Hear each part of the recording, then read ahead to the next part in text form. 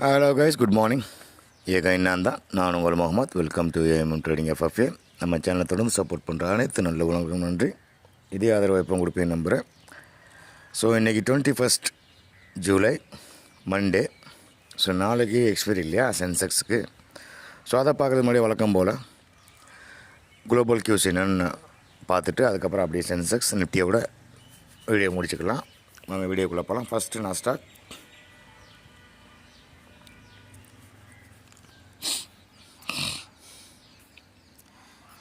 Nasdaq ஒரு நல்ல ஒரு ஏற்றம்.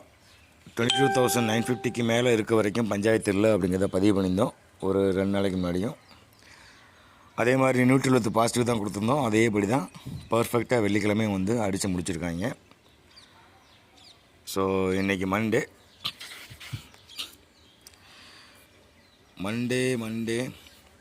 ஸோ ஆக்சுவலாக பார்த்தா 22,950 to 22,550 இந்த ரேஞ்சுக்கு மேலே இருக்க வரைக்கும் நாஸ்டாக் வந்து கீழே வராது. ஆல்மோஸ்ட் அவன் வந்து ஆல்ரெடி ஆல்டைம் ஹையில் தான் இருக்கான். ஸோ ஃபர்தர் அவனுக்கு மூவ்மெண்ட் எப்படின்னு கேட்டிங்கன்னா அடுத்த லெவலில் வந்து 23,350 350க்கும் 950க்கும் நடுவில் நிற்கிது. ஸோ இதை ப்ரீச் பண்ணி மேலே போனால் தான் அடுத்த ஃபர்தர் வந்து மூவ்மெண்ட் கிடைக்கும். எது வரைக்கும்னா 23,750 வரைக்கும் ஒரு 400 பாயிண்ட்ஸ் வந்து அப்சைடு பாசிபிலிட்டிஸ் இருக்குது.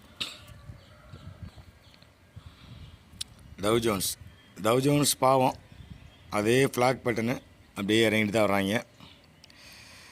ஒரே ரேஞ்சு தான். என்ன இப்போ ரேஞ்சு வந்து கொஞ்சம் எஃபர் கொடுத்து மேலே ஏற்றிருக்காங்க. அதுக்கு என்ன பாசிபிள் அப்படின்னா 43,720 750 இருக்கு இல்லையா, அந்த ரேஞ்சு வந்தோன்னா ஃபுல் பேக் எடுப்பாங்க அப்படிங்கிறத பதிவு பண்ணியிருந்தோம்.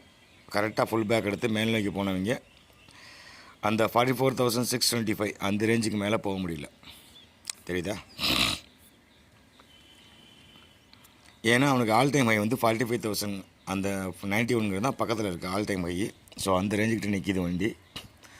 ஸோ அதை எப்போ வேணால் உடைக்கலாம் இல்லையா, அந்த ரேஞ்சு தான் வெயிட் பண்ணிகிட்டு இருக்காங்க. ஸோ இப்போது ரேஞ்சு பார்த்தீங்கன்னா 44,000க்கும் 44,950 900 to 950 அந்த ரேஞ்சுக்கும் தான் இருக்குது. சரி, இடையில 625 இருக்குது. அது 625 கிராஸ் பண்ணிச்சு அப்படின்னா ஸ்ட்ரெயிட்டு 925 தான். அதில் எந்த மாற்றமும் இல்லை. அதுக்கு மேலே போயிடும். அதாவது 45,600 வரைக்கும். ஒன்ஸ் 45,000 கிராஸ் பண்ணிச்சோன்னா 45,600 தான் அடுத்த லெவலு. அதில் எந்த மாற்றமும் இல்லை. ஸோ கிஃப்ட் நிஃப்டிலாம் பாவம் தான். நம்ம நிஃப்டியும் பாவமான சைடில் நிற்கிது. இது ஒரு ஹெட் அண்ட் ஷோல்டர் பேட்டர்னாக தான் எனக்கு தெரியுது.